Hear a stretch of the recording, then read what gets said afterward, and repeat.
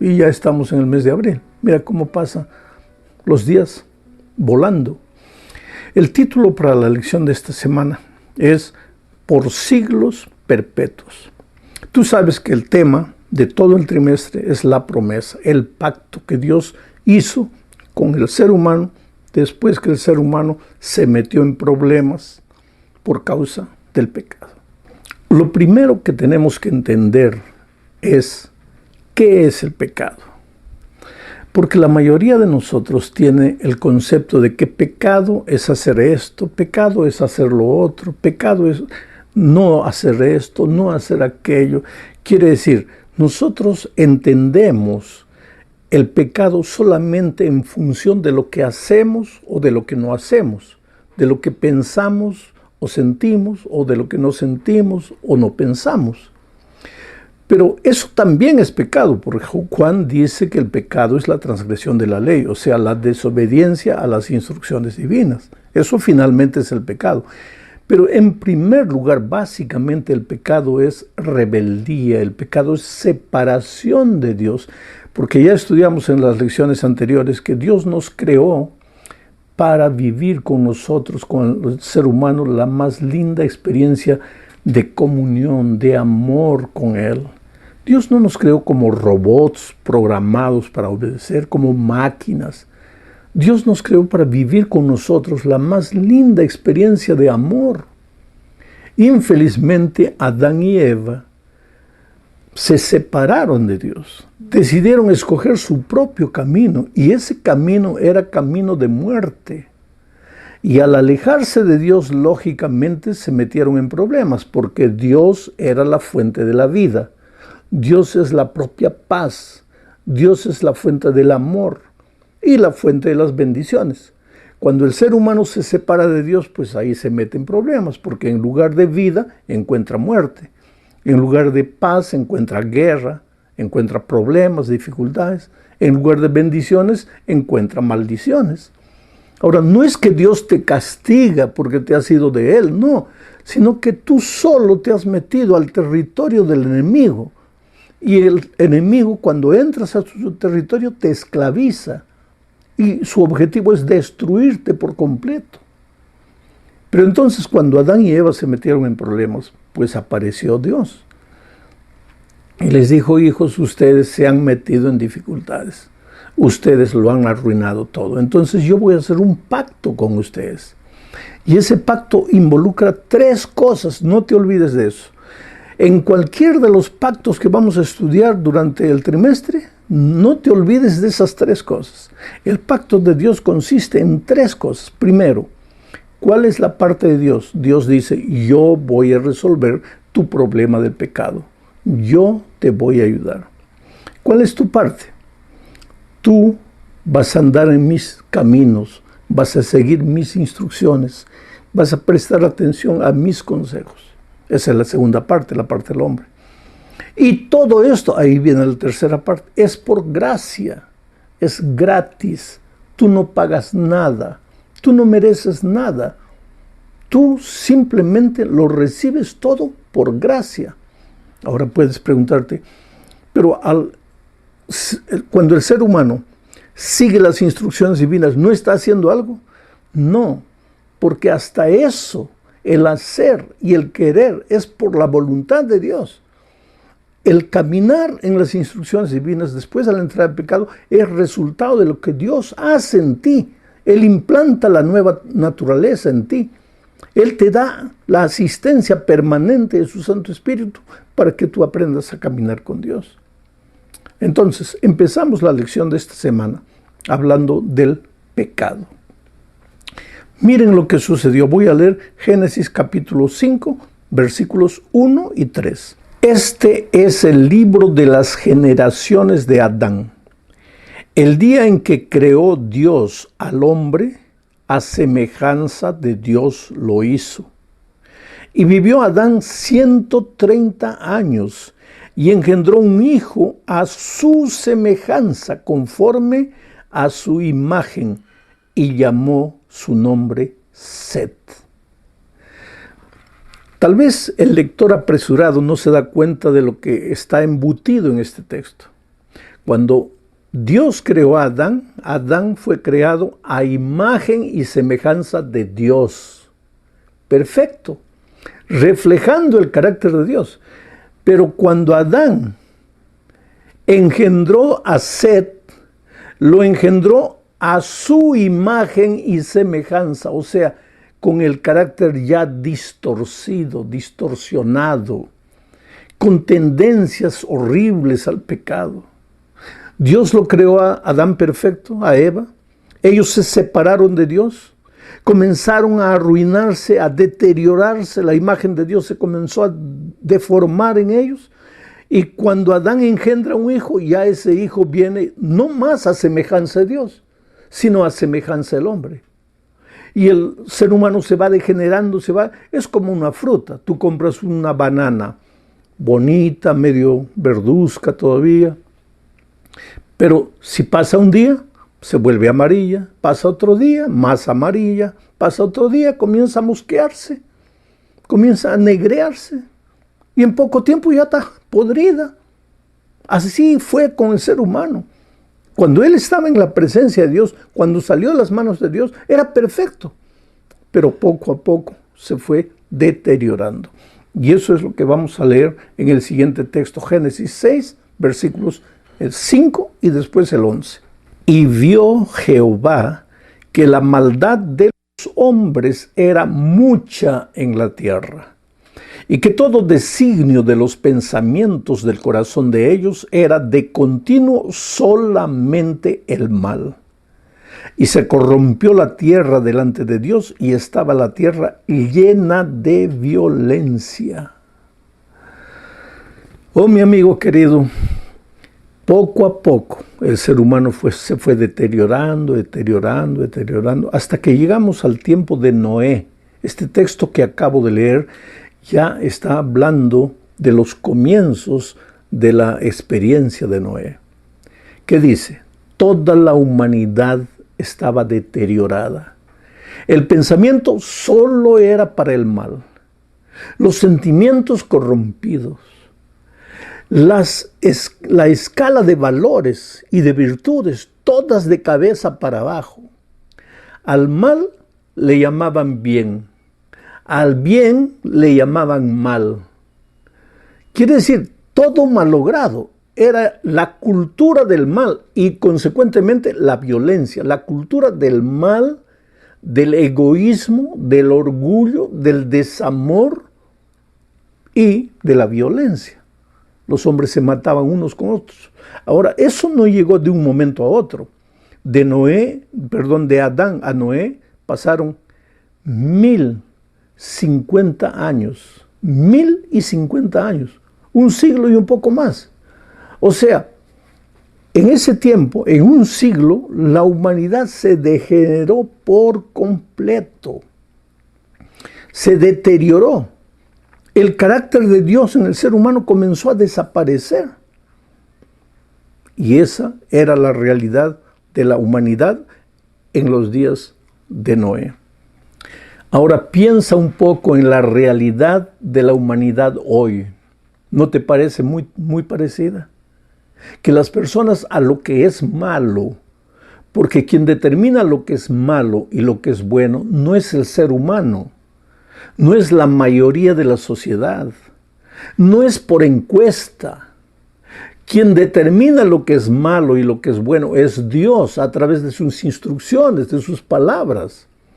Nosotros los hombres tenemos libertad de escoger el bien o el mal, pero no tenemos la libertad de escoger el mal y llamarle bien.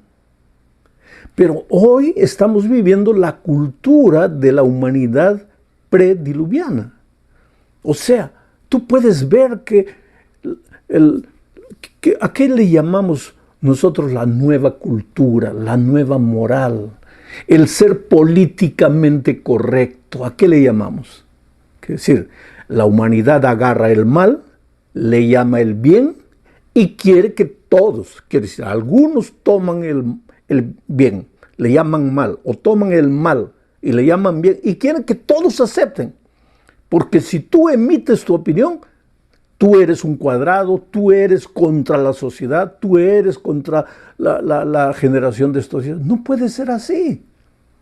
Quiere decir, todos tienen derecho de escoger el camino que quieran, pero no tienen derecho de agarrar el bien y llamarle mal, o de agarrar el mal y decir, esto es lo correcto, esto es lo bueno, porque la fuente de la moral es Dios, no es el ser humano. Pero antes del diluvio, la humanidad estaba pensando de esa manera, parecida, muy parecida a nuestros días.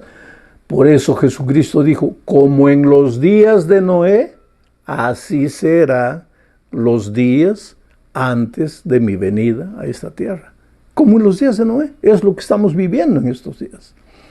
Bueno, vamos a la lectura ahora de Génesis 6, 8 y 9.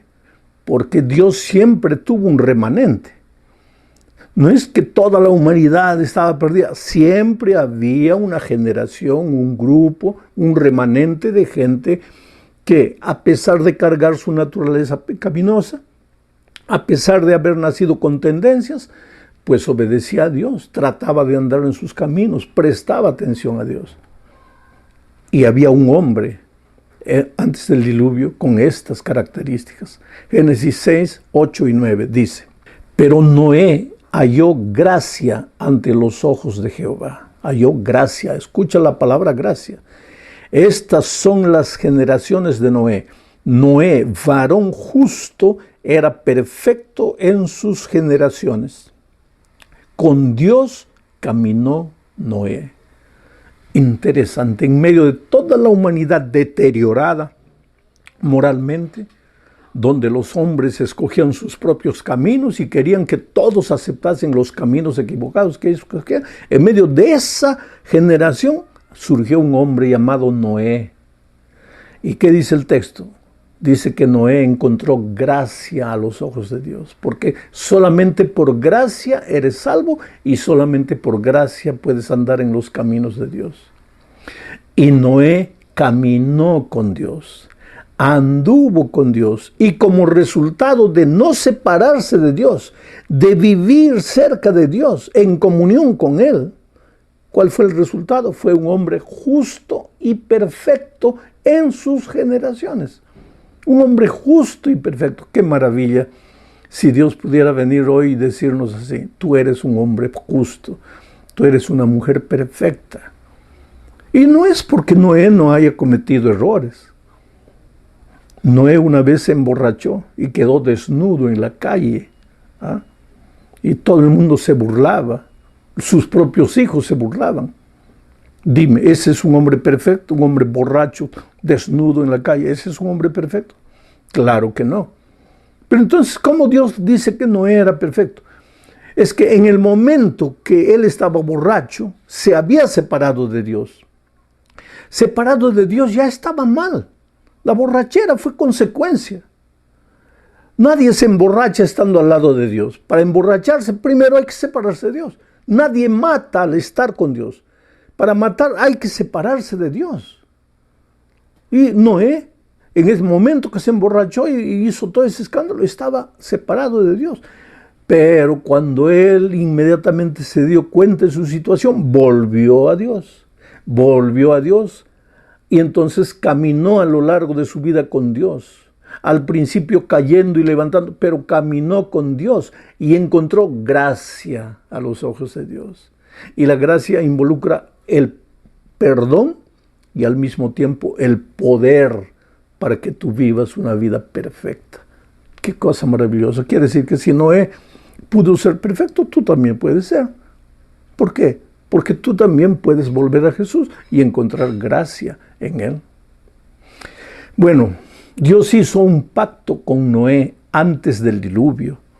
El diluvio iba a destruir toda aquella generación. ¿Por qué? El diluvio iba a destruir toda aquella generación. Ahora, ¿por qué? Yo no voy a filosofar en este momento contigo. No voy a querer entrar al pensamiento de Dios. Yo no voy a querer explicar los misterios de Dios. Pero te voy a hacer una ilustración. ¿Por qué Dios, la fuente del amor, destruyó o permitió que un diluvio acabase con la humanidad todo. ¿Por qué? Te voy a hacer la ilustración del brazo y de la gangrena. Si estás con gangrena y vas al médico, dime, ¿el médico quiere matarte o quiere salvarte? ¿Cuál es la función del médico? En estos días de pandemia, yo veo médicos llorando, enfermeros, enfermeras llorando, porque no pueden hacer más, porque no pueden curar, porque no pueden sanar a las personas que están muriendo. Yo veo al ser humano, a los médicos, a esos hombres y mujeres dedicados al cuidado de la salud, y yo los admiro realmente. Sabes, en la familia yo tengo algunos sobrinos médicos, algunas sobrinas enfermeras, yo los admiro. Y en este momento, haciendo un paréntesis en todo lo que estoy diciendo, yo mando un abrazo cariñoso a todos los médicos del mundo, no importa la raza, la generación, la religión, la región donde están, yo los admiro. Nosotros como humanidad no tendremos palabras para agradecer por lo que ustedes están haciendo. Están siendo instrumentos poderosos en las manos de Dios para llevar alivio al ser humano. Entonces vuelvo a mi ilustración. Cuando tú vas al médico con el brazo gangrenado, el médico hace todos los exámenes y llega a una conclusión. Y te dice, mira, tú has venido demasiado tarde. No podemos salvarte el brazo, pero podemos salvarte el cuerpo. Entonces, para poder salvar tu cuerpo, vamos a tener que amputar el brazo. Vamos a tener que cortar el brazo porque está todo gangrenado. Ahora, cuando el médico te hace la cirugía y te amputa el brazo, ¿es porque no te quiere? ¿Es porque te está castigando? ¿Es porque quiere que te quedes manco? No, Él quiere salvarte. Entonces, salvando las diferencias, vuelvo a la ilustración. ¿Por qué Dios permitió que el diluvio acabase con la humanidad? La humanidad estaba gangrenada. Ya, el pensamiento, levantaban de mañana pensamiento al mal, sentimiento al mal, acciones al mal. La gente llena de violencia, no querían saber nada de Dios y se arruinaban. Era necesario, usando mi ilustración, no entrando en la mente de Dios, ni queriendo dar la explicación de Dios, usando la ilustración, era necesario que se salvase una generación nueva. De esa generación Dios podría construir, edificar, formar un pueblo obediente. Por eso Dios vino e hizo un pacto con Noé, y ese pacto está en Génesis 6:18. Vamos a leer. Dice, mas estableceré mi pacto contigo, y entrarás en el arca tú, tus hijos, tu mujer y las mujeres de tus hijos contigo. Ahí está el pacto. ¿Y dónde están los tres elementos? Dios llega y dice, yo te salvaré. El diluvio va a destruir a la humanidad, pero yo te salvaré. Tú no tienes nada que temer, no tengas miedo. Esa es mi parte, yo te salvaré. ¿Cuál es tu parte? Tú entrarás al arca. Tú, tu esposa, tus hijos y todos los que quieran entrarán al arca. Y todo esto por gracia. Porque no es porque tú construiste un arca que te vas a salvar. Quien te va a salvar soy yo. El arca es apenas el instrumento. Esto es como la iglesia. No es porque eres miembro de la iglesia que te vas a salvar. Dios es el que te salva. El Señor Jesucristo es el que te salva. La iglesia es como el arca, apenas un instrumento. Ahora tú imaginaste cuando Noé y su familia entraron al arca.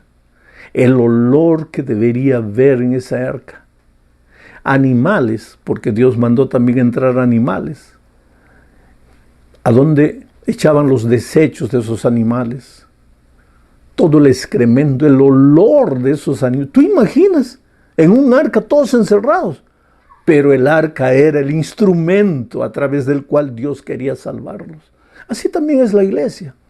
Tú a veces vas a la iglesia, encuentras mal testimonio, encuentras gente chismosa, gente envidiosa, gente orgullosa, y no te atrevas a decir, me salgo. No, si tú te sales, te caes al abismo.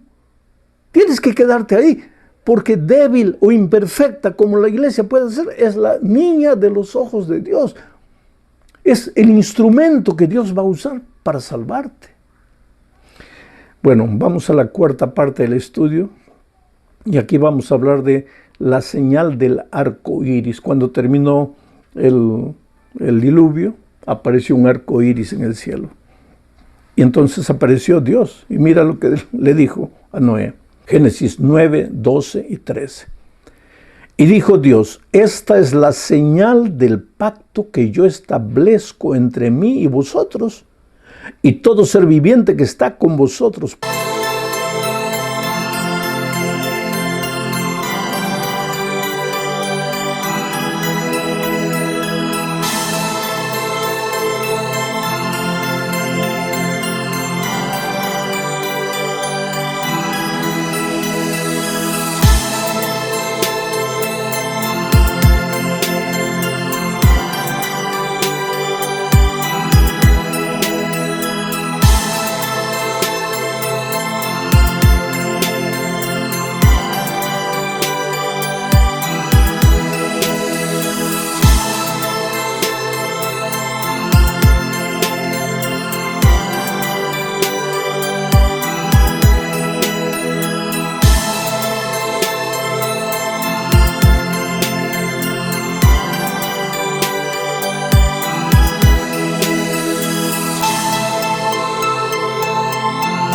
Por siglos perpetuos, o sea, el pacto no es pasajero, es el mismo pacto eterno de Dios con la criatura, con el ser creado. ¿Y cuál es el signo? Mi arco he puesto en las nubes, el cual será por señal del pacto entre mí y la tierra. Interesante, cada vez que tú miras un arco iris, lo primero que piensas, qué prisma bonito, porque la lluvia con el sol. Y claro que hay una explicación científica para el fenómeno del arco iris. Pero el arco iris, querido, el arco iris, el primer arco iris de la historia apareció después del diluvio. Dios le mostró a Noé y a sus hijos el arco y les dijo: ahí está la señal de mi pacto, de que nunca más voy a destruir la tierra con agua. Por eso, aunque llueva, aunque haya una inundación, aunque un barrio entero sea llevado, no te asustes. La tierra, la humanidad, no será más destruida con agua. Un sector, una región, tal vez por circunstancias, pero la tierra no, porque Dios hizo un pacto. Bueno, llegamos al fin de este estudio hablando de un remanente. Dios siempre tuvo un remanente. Génesis 7:23 dice: así fue destruido todo ser que vivía sobre la tierra, sobre la faz de la tierra, desde el hombre hasta la bestia, los reptiles y las aves del cielo, y fueron raídos de la tierra, y quedó solamente Noé y los que con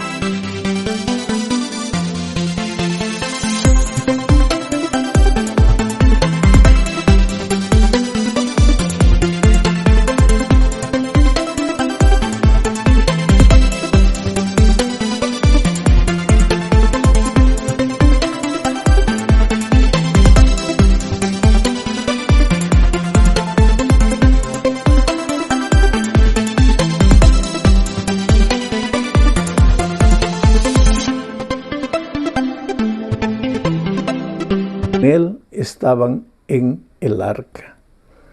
Hubo un remanente que se salvó. Y ese remanente no es solo en aquellos días, porque si tú vas a Apocalipsis verás que Dios en nuestros días también tiene un remanente de hijos que, vuelvo a repetir, aunque humanos, aunque con tendencias, aunque con su naturaleza pecaminosa, aunque cayendo y levantando, son un remanente de hijos que intentan caminar en los caminos de Dios, humildes y que prestan atención a las instrucciones divinas. Leo Apocalipsis 12, 17.